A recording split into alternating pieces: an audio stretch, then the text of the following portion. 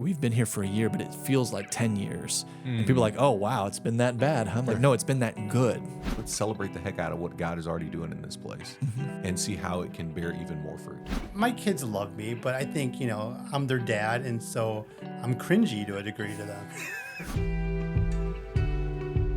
This is Pod Strangely Warmed, a place where we tell the good Methodist story, where we have conversations that invite followers of Jesus to seek after that loving, just, and free world that God imagines for us all, and have a little fun along the way.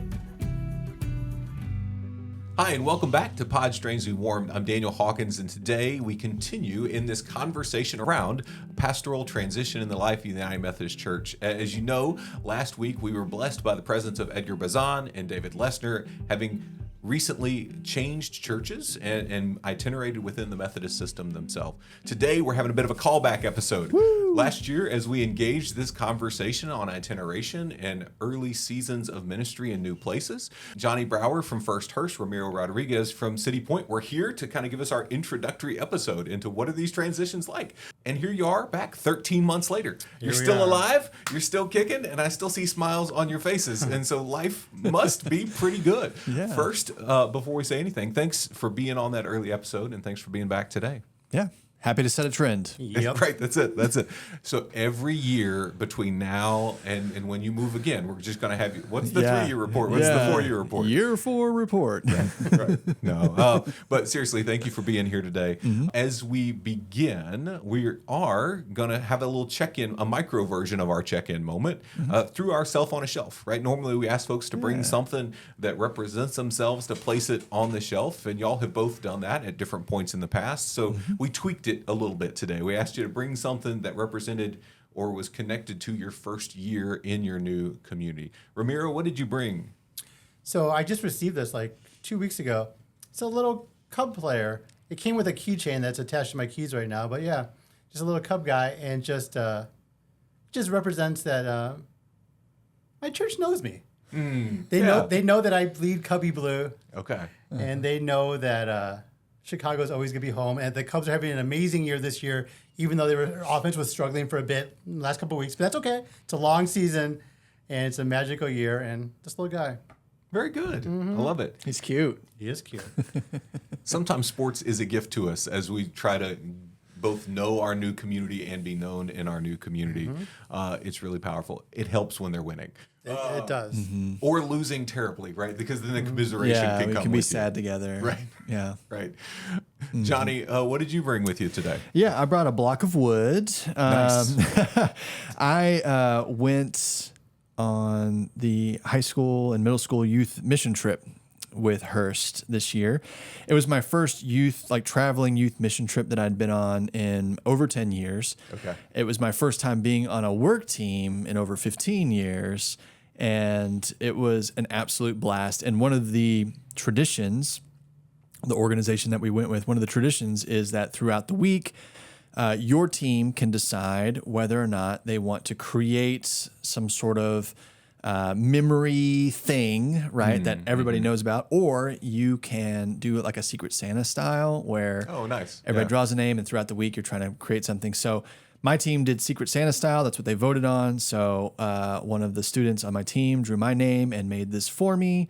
And so it says our first trip together and our first neighbor was a struggle for 2.5 days, but we managed, and thanks to you, we made it through with smiles. So it just sits on my shelf in my office now, and it's a wonderful reminder of a great week and the seeds that we're planting through our youth. So was happy to do it. I also have a teenager in the youth group now, so getting to go and be dad, which was really fun. And so, so I brought that as very cool. Great memory from our first year. Very cool. I do have to ask you a question. On Best, Worst, and Weirdest last year, you shared a mission trip story. Did you bring alarm clocks to go off every 15 minutes between like 1 a.m. and 4 a.m. on this trip, which you may or may not have done in previous times? Allegedly. Allegedly. No, I did not. Okay. I did not have the energy for that. It turns out being on a work team takes all of your energy from you. And so I did not have energy for pranks. And But maybe next year, I don't know. We'll see. Very good. That's awesome. Thank you so much for being here. I love to hear of how you are both being known and knowing your community more fully. Yeah. When we last talked, right, on the podcast, y'all were all of 12 or 13 days into your new appointments, right? Now you're 13 months in. You've got it down cold. As you look back on the last 12 months or so between when we first talked and where you are now, was there something that you as a pastor or the church did kind of with intentionality that you're really thankful for that kind of shaped the first year that you had together? Sure. So, there's a rule of thumb, right? That you don't do anything big for the first year, right? I'm not sure that rule of thumb still applies today because we're in a different time and place, but there's some wisdom to it. But I knew that, but I also knew going in that what our church needed immediately that couldn't wait a year is we needed to start streaming our services. Okay. Because I think if COVID taught us anything, it taught us that people don't visit churches without seeing you online for at least a few weeks. And if we wanted to be a church that invited the community in, we needed to be out there. So we spent time and resources, and we now stream our service, not just, in a decent way. We do it very, very well. Like we got really good cameras, our audio is really good, and the person who is in charge of the whole team has experience directing people in video and photography. So our services look great, and I think it's paid off a lot. Very good. Sometimes that first thing, can be a shared project. Oh, we're going to pull into this thing together. And I'm glad that's bearing fruit because you're right. That is our digital front door where folks come, and no matter how big or how small the church, that's the place they're going to check first. Johnny, what have y'all done with some intentionality that you are kind of thankful for as you look back now? Yeah, there was two things that were on my agenda. One was to try my best to add fuel to what was already burning, right? If there were good things going on, I'm just going to come and inject energy or whatever gift I have to give, even if that is just to say, thanks for doing this and get out of the way, right? Like I do that. But so to just kind of dump fuel on what was already good and burning. And then really the strategy was to just pay attention.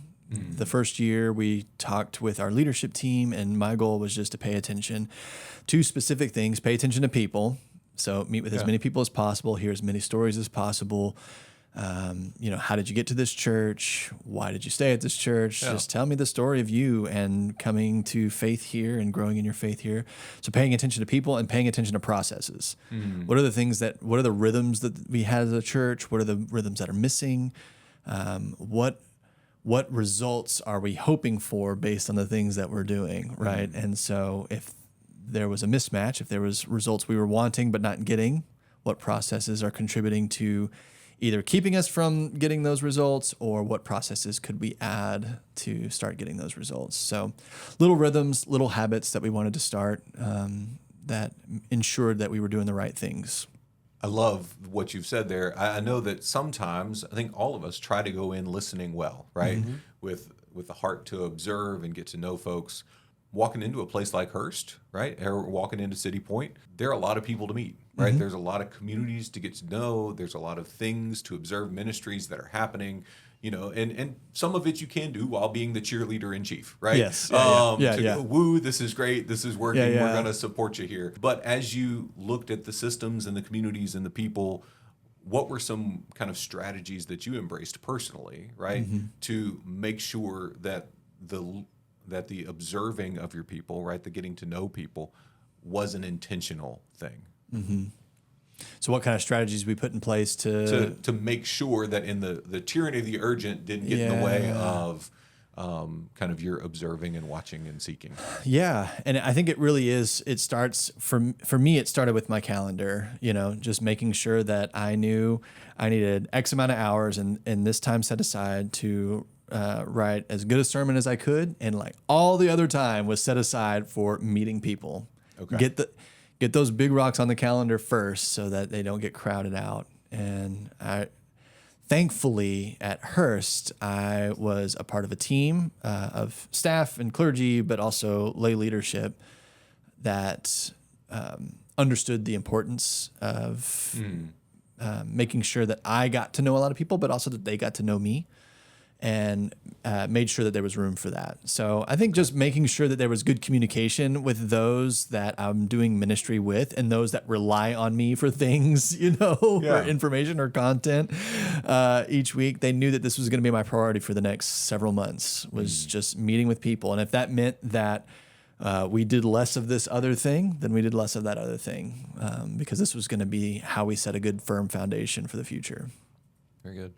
For the first 2.5 months I was there, we had a sign up for like times where people can just sit and talk with me one-on-one for 45 minutes. Okay. And so I spent those first 2.5 months just meeting pretty much every single person at our church that goes there consistently. Okay. And them getting to know me and me getting to know them. It was it was great. I think it was very valuable. Does that sign up still exist? No. Oh, dang. But I can tell you this much: whenever we have guests and visitors, whenever anyone comes to our church that's new, I am reaching out to meet with them one-on-one as soon as possible. Yeah. That's great. It's a really meaningful thing because, and I love the intentionality there, because in seasons of transition and also just seasons of continuation of ministry in a place, that urgent can be a thing that gets in the way of those things that we know that are most important, right? And I think with the church, we're in the relationship business. Like if our church doesn't feel like they have a solid relationship with us, if they don't know who we are, then they're not going to listen to a thing we say. Right. There's a level of they got to care about you before they care about what you have to say. I mean, I think every decent pastor is going to let people know that they're loved. Like, but spending time with people in an individual way, it shows them that they're important, that they matter, that they're loved in a way that is needed. Yeah. In the framework at Martin, it's not unique. It's not ours. A lot of places use language that characterize it this way. But we understand the work of discipleship happens first in belonging, that then comes into believing, and ultimately becoming more like Jesus, right? Like that those three come together, and the investment in the relationship, that belonging piece first, it is often the first step for so many folks, right? And whether that's us as pastors going into a new place, finding our belonging, but also communicating that we want to, offer belonging in a space that we're not, that we're still new in. But it creates that opportunity for faith to form and for lives to be transformed. I jokingly say that the time where Methodists are the most invitational, right, when they're most likely to invite their neighbor or actually dare to invite somebody to come to church, is during seasons of pastoral transition, right? It's because I met this new amazing preacher. Right. I had 45 minutes of coffee with Ramiro and had this fantastic conversation, and you got to meet him, right? Which ultimately we hope will lead you to knowing Jesus, right? But you got to meet him first. In sustaining models of ministry, one of the ongoing questions is, how do you get that same pop of invitation with your folks who are your kind of legacy church folks, right? Your folks who've been in the church forever and ever and ever. Becomes building that culture of belonging, right? Because then it's not inviting you to know the new pastor, it's inviting you to know the community that's forming my spirit and my soul. It's a really meaningful shift in transition. Is there anything else from your first year that you just think, man, I didn't do this on purpose, right? We've talked about intentionality here. Are there any things you lucked into this first year that you want to just go, man, hey, if you're going to do something with intentionality, do this. I lucked into it, but I'm thankful it happened. Right. Probably. Probably most of it, actually. There was a guy at a previous church I served that said, God takes care of babies and fools, and I won't tell you which one I am. And, I find that to be true for me a lot. And so I think one of the things that came naturally for me is being back on a team again of clergy, having been a solo pastor. The way I introduce myself every single week is not, hi, I'm Johnny, I'm the pastor here, or the lead pastor here, or the senior pastor here. It's just very natural for me to say, I'm one of your pastors. Right. And that's something that I didn't think too much about. There was no strategy behind it. It's just what I say. We are a team of people here to care for you. And I have gotten more feedback about that, positive feedback about that than probably anything else I have done, that people really appreciate a sense of humility, although I'm bragging about it now, so it doesn't feel very humble, but really a sense that this is a team, right? This isn't just one person who's and we really do have a stellar team at Hurst. And so it kind of came by accident, but now it's staying on purpose. So I love it. Very good.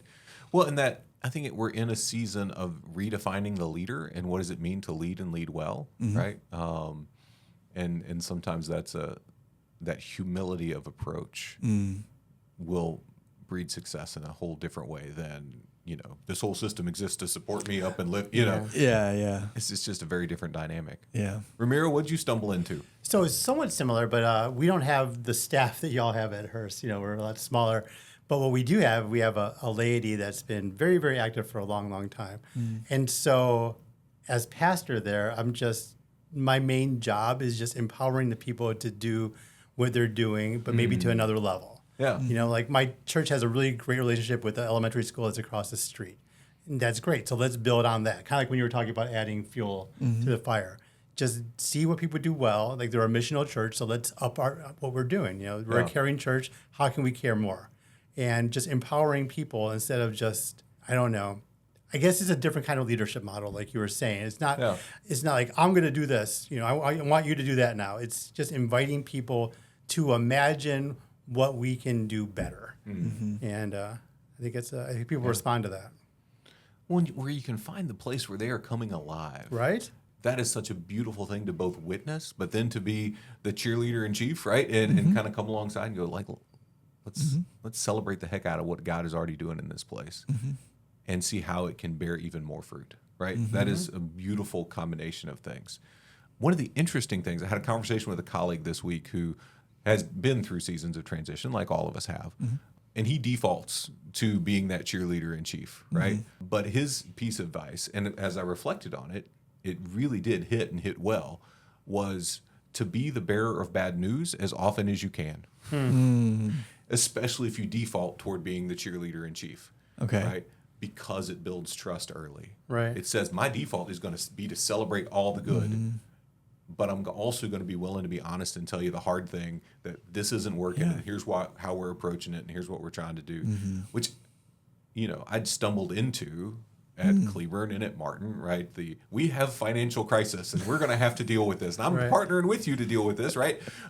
This is 3 churches in a row for April to go, hey, guess what? We're bucking up again. Right. Yeah. But that bearing of bad news, I didn't go into those appointments saying I'm going to be the bearer of bad news, right? I went in saying I want to be the cheerleader, right? But if you're willing to be honest and be the bearer of bad news while also having that spirit of cheerleading, it can establish trust in a meaningful and helpful way. Yeah. People crave honesty. Yeah. And like we lived during a time where it's sometimes hard to tell what's real and what's not real. Like, you see, like my wife, I love her to death.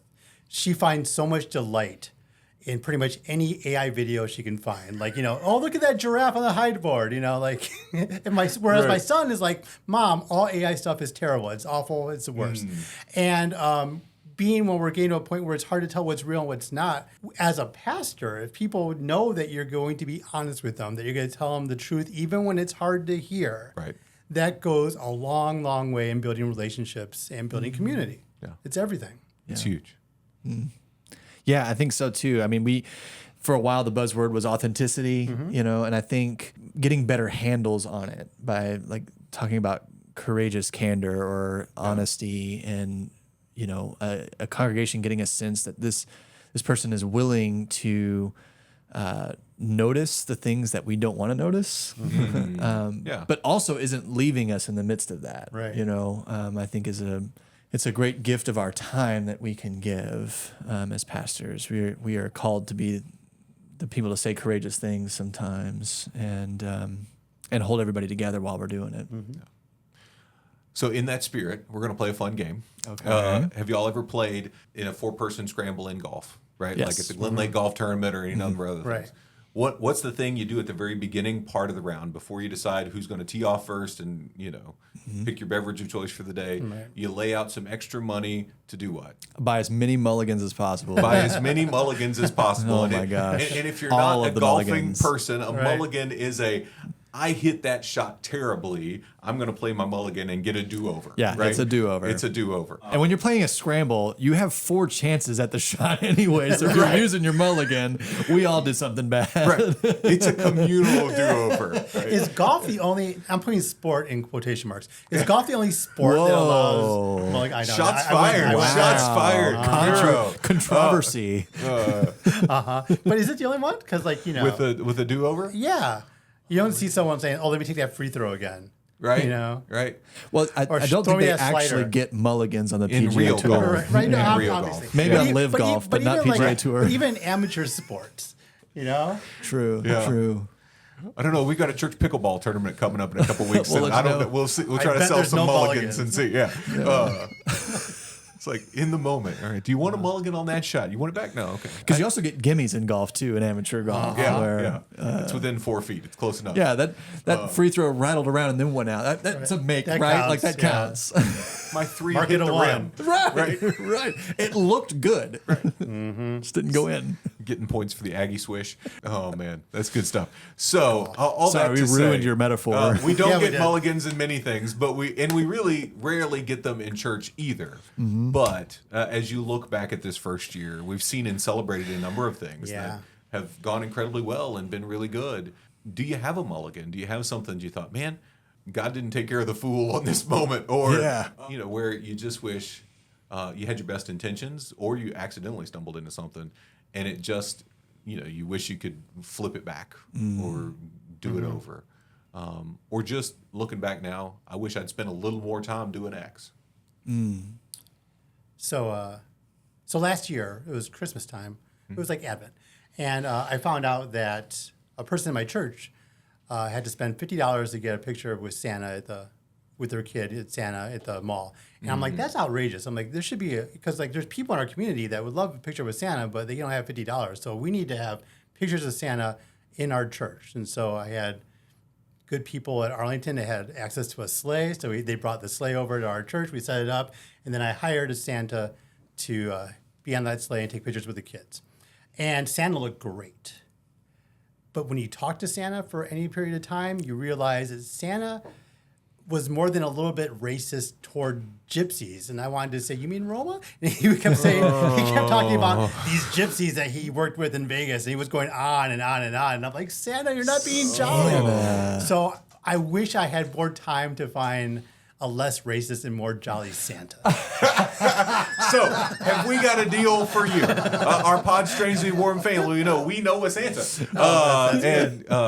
Type Santa in the comments too. Right. The North Texas Santa George Campbell, is a member at Martin, and does the thing over at Clear Lake in Fort Worth all the time. But all that money goes to charitable contributions and stuff. So, it's an optional thing. Sounds like a good Santa. This is good. He's a good Santa. This is good. He was on a couple of episodes last Advent, and so I remember this. Fully into the moment. So yeah.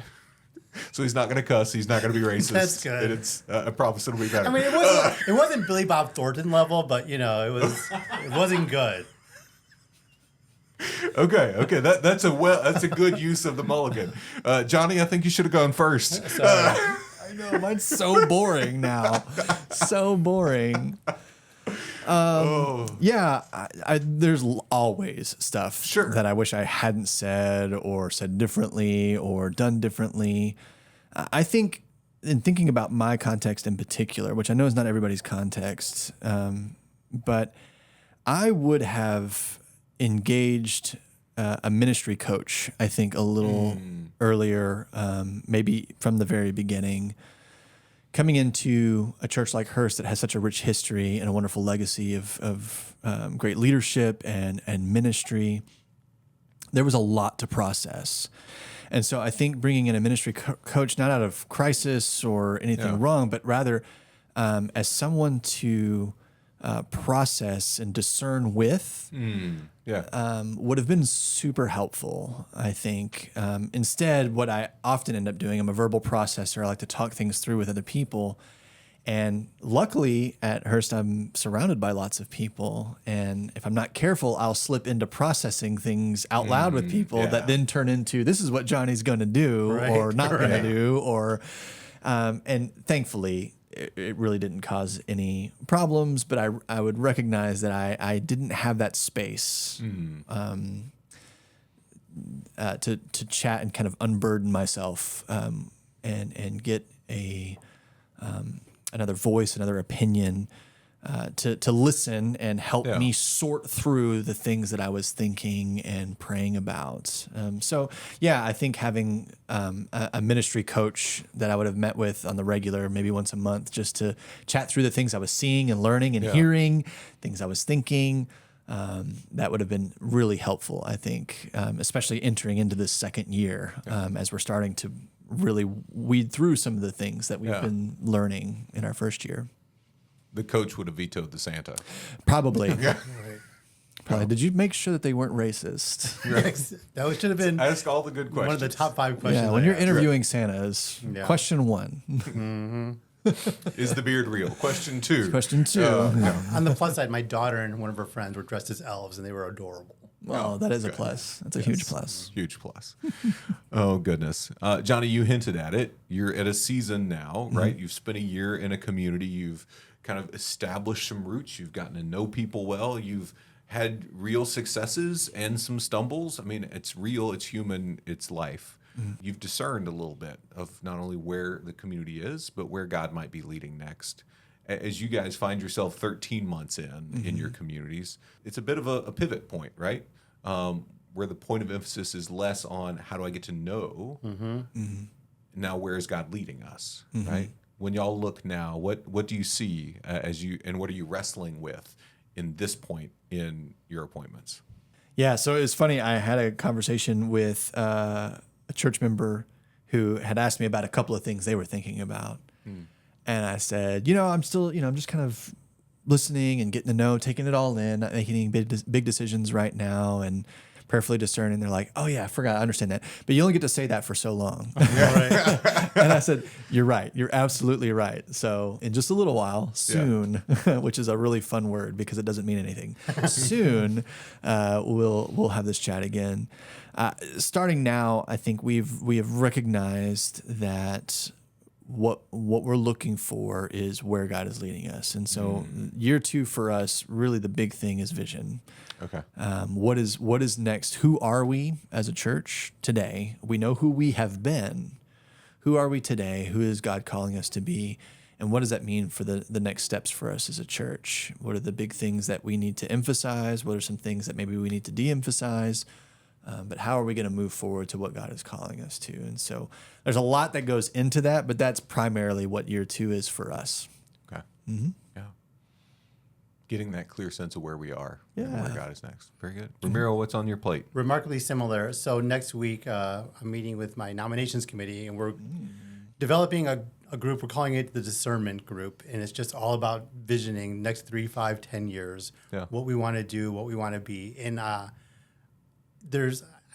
feel like we need to do it now. I feel like there's an urgency because if we don't do it now, I fear that there's going to be a temptation for myself, my admin, and my associate to just make all the decisions for the church right now and just kind of push it forward. Yeah. And people will be accepting of it because people love us and people are excited about what we're doing. And they'll be like, yeah, that sounds great.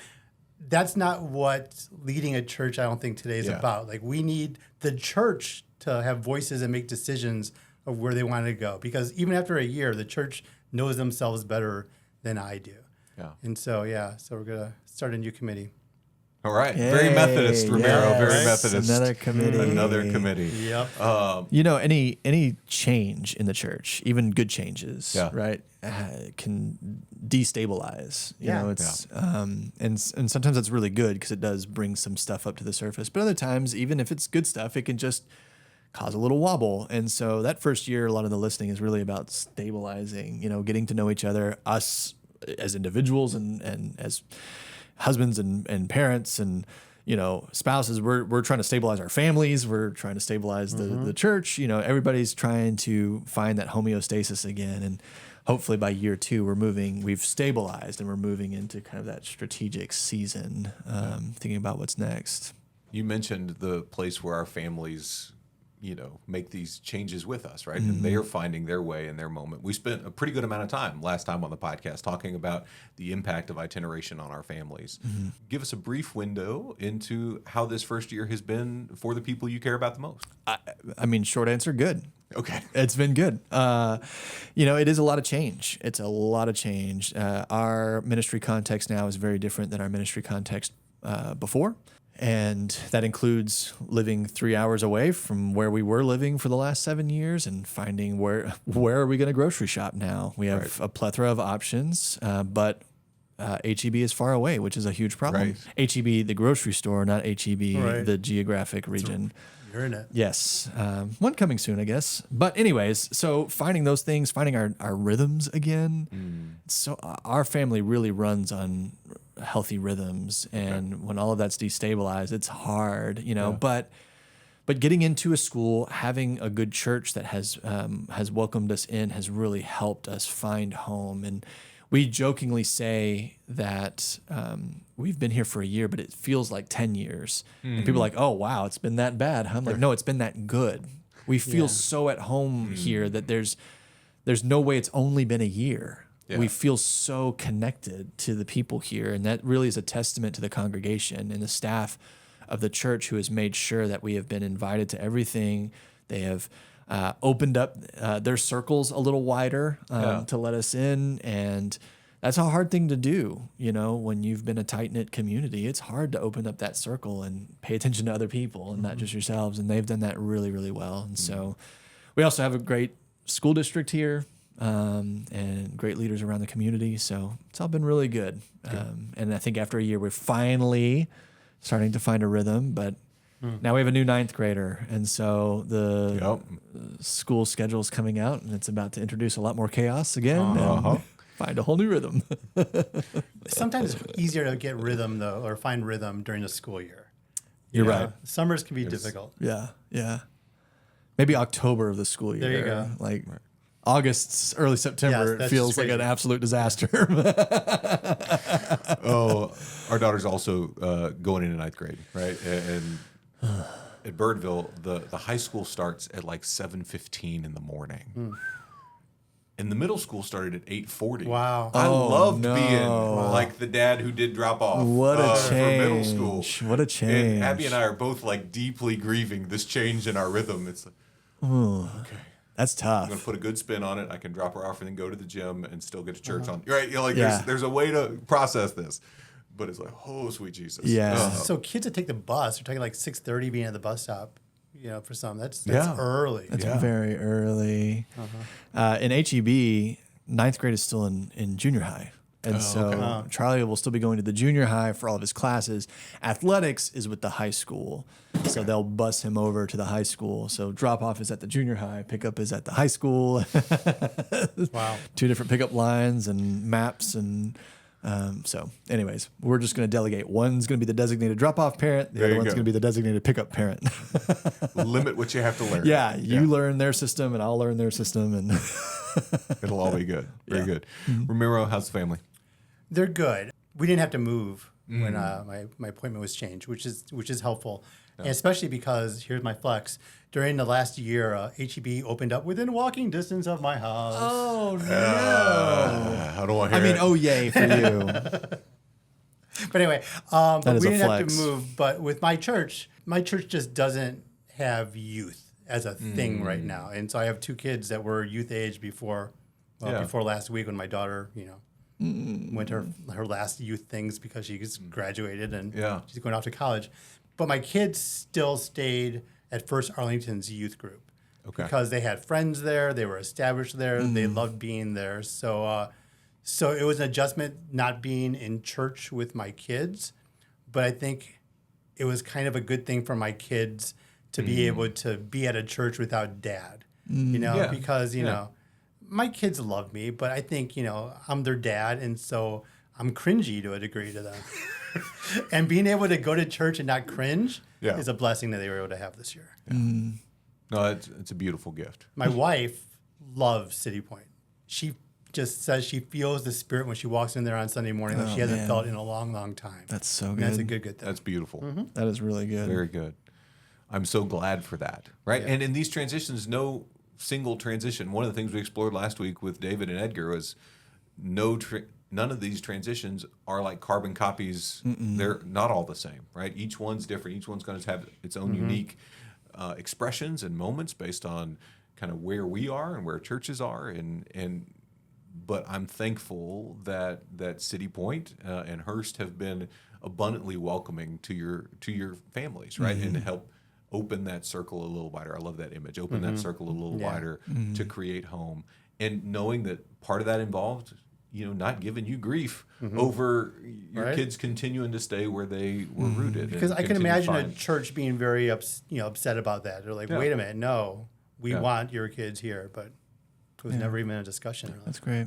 They are the start of the new youth group, didn't you know? Right, exactly. Right. And that's a lot of pressure. It is. right. Well, and I will say, if you don't mind me adding, just gratitude for you and for Dustin in conceiving of these conversations, having them last year, having them this year, and even these follow-up conversations, because I know had a resource like this existed, I would have definitely been listening. And while no transition is the same, no two churches are the same, getting to hear other people's experiences before I made this big change and transition, getting to talk with other pastors and hear about how they made the transition, the things that they prioritized, the things that they were thinking about, things they were praying about, was invaluable to me in this. And so creating a platform and a conversation where more and more people get to be privy to that sort of wisdom that's passed on, I think is just incredible. So thank y'all for doing this, so that, the next time I'm making a transition, I know where there's archives of these conversations to go back and listen to. And some of them aren't yours. Yeah, exactly. I don't want to listen to me. Ew. Well, but also sometimes, we experience something in a moment, but enough of life happens where sometimes it is accessing our own wisdom that we're removed from because the season has changed or whatever. Yeah. So, Remember, you knew this once. Right. Remember you knew this once, yeah. Well, we're thankful for both of you for being willing to be a part of this. We do pray and hope it's a resource for pastors in transition, for church in transition, because that is one of the staples of our United Methodist community, right? The church remains and the pastors itinerate, and they get to experience the blessing of being in community together for a time. And we hope and pray we're a small part of helping that thrive in a good way. Thank you both for being here. Thank you for being here with us on Pod Strangely Warmed. Until next time, I'm Daniel Hawkins.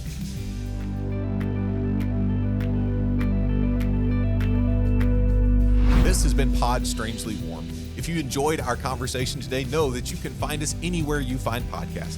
On Spotify, Apple Podcast, YouTube, any and all the places, we are there. So if you want to continue the good United Methodist conversation that you've been a part of today, find us, like us, rate us, review us, and share with a friend, so that the good news that is happening right here in our own midst can amplify even more.